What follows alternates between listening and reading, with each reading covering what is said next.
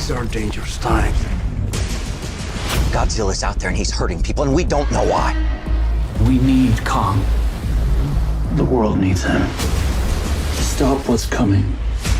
Through the entrance in Antarctica, we could help him find a new home.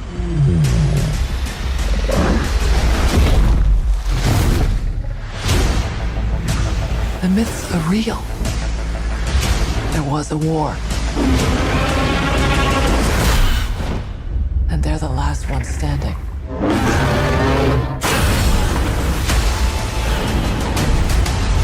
Who bows to who?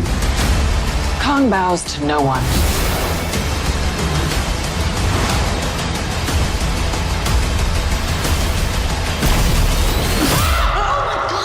It's so massive.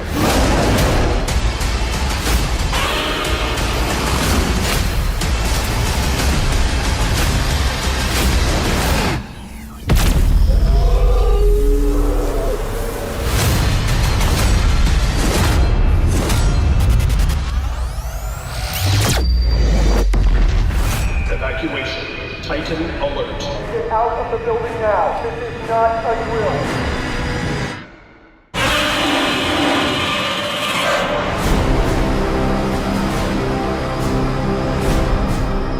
I think one of the most exciting things about doing a Godzilla movie is being able to take a different approach to Godzilla in the same way that the original films did.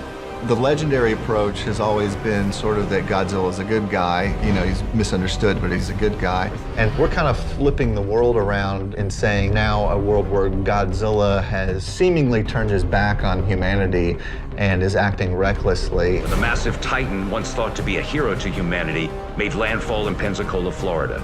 This film starts after 3 years since the last encounter with the Titans. And Godzilla is on the rampage again. Why, we don't know. There's a reoccurring motif in this movie of Godzilla sort of being equatable to Jaws. So even at the beginning of the film, you know, we wanted to treat it more like Jaws approaching the shores.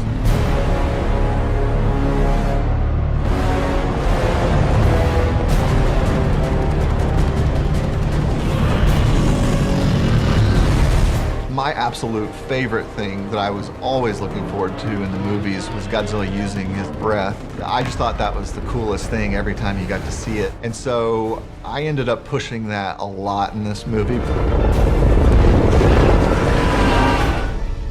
I believe Godzilla's most recent attacks haven't just been random. I'm of the same opinion. Brian Tyree Henry plays a really fun character in the film named Bernie Hayes, who's a bit of a conspiracy theorist. For 5 years, I embedded myself inside this company trying to figure out what their game was. And then, boom! Godzilla shows up.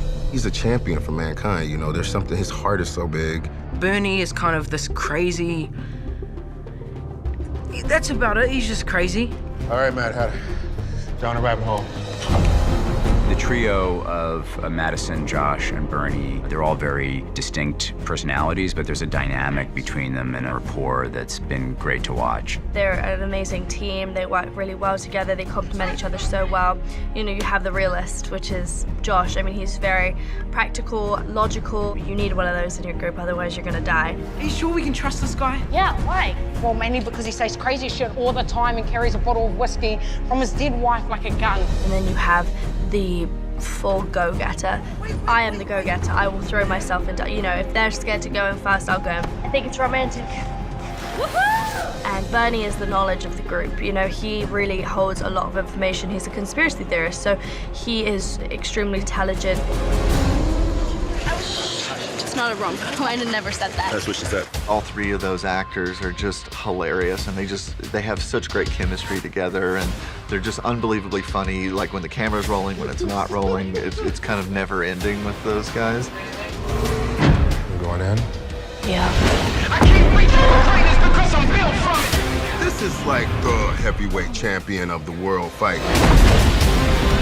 He's basically two giant monsters fighting. Kong has the strength, but you know, Godzilla can, like, you know, fire stuff out of him. This is the most epic battle of all time.